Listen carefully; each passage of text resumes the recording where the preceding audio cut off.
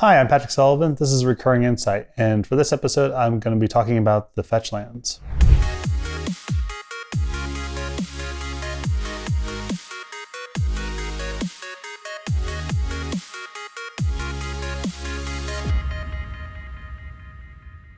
So as a commentator, I've kind of hated these things. There's a lot of searching and shuffling, a lot of kind of delays, and there's elements about that I don't like as a designer as well. But on the other hand, they are an extremely impactful and desirable set of cards. And as time has gone on, I think they're actually very useful for managing getting cards into older formats that aren't ruinous for standard. So there's some positives as well.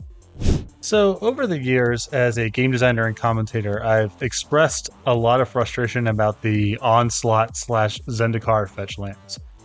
And there's a few reasons for that. But the top of the list is, as far as iconic mana fixing goes, they're really not that good at fixing your mana in the average case. By which I mean, if you're just playing with a bunch of basics, let's say just islands and swamps in your blue-black deck, a Polluted Delta is on average a significantly worse and less reliable mana fixer than certainly Underground Sea, Underground River, Darkwater Catacomb, just go down the list.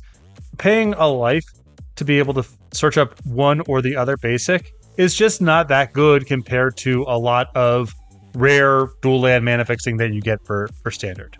So that's a little bit annoying. And then there's the logistical issue of it is so much searching and shuffling and really slows down rounds. And that stuff is kind of just obnoxious. And anytime that Magic sort of leans into that, I find myself having less fun as a player and as someone who watches the games. But I do think there are some really positive things going on here.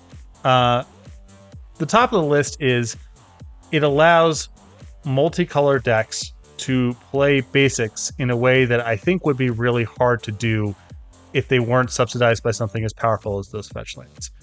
I think it's important for basics to show up in decks. They are Magic's most iconic game pieces.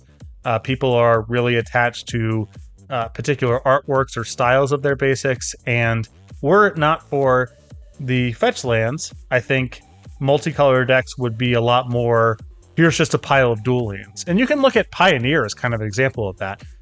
My Boros deck plays with Inspiring Advantage, Sacred Foundry, Battlefield Forge, Needle Verge Pathway. You kind of just have to play with whatever's available. If Arid Mesa was in the mix, then the incentives would be a little bit different. And then I think they are really valuable in terms of a development tool for coming up with cards that are fine for standard, but playable in modern and beyond. It's a really tough thing to do. The first card that comes to mind is Fatal Push. Fatal Push for standard is a great game piece. Interacts early on in the game. If you put in some work, you can kill bigger stuff, and it has some gaps as well. In older formats with the fetchlands, it's pretty trivial to kill kind of whatever with them, and fast formats have needs for cheap interaction. So that's really good. The Delve cards, Hooting Mandrills and Gurmag Angler, very modest cards for standard that have had disproportionate levels of impact in older formats because they're so strong around Misty Rainforest and Scalding Tarn. So the fetchlands are one of Magic's most iconic cycles, both for competitive and commander play. And there's some real baggage that comes along with them, but as time has gone on and they are more just features of older formats, there's some positives there as well. Again, that was the Fetchlands, and this is Recurring Insight. Make sure that you're subscribed to the Star City Games YouTube page so you can get notified when new content gets uploaded to the page. Keep throwing the comments up there as well. I keep digging through, and the cards that get recurring requests are a lot more likely for me to unpack. And lastly, shout out to the Mountain Goats. I don't know if you watched this video series or not. I'd bet against, but your concert yesterday was really fantastic, so thank you for that.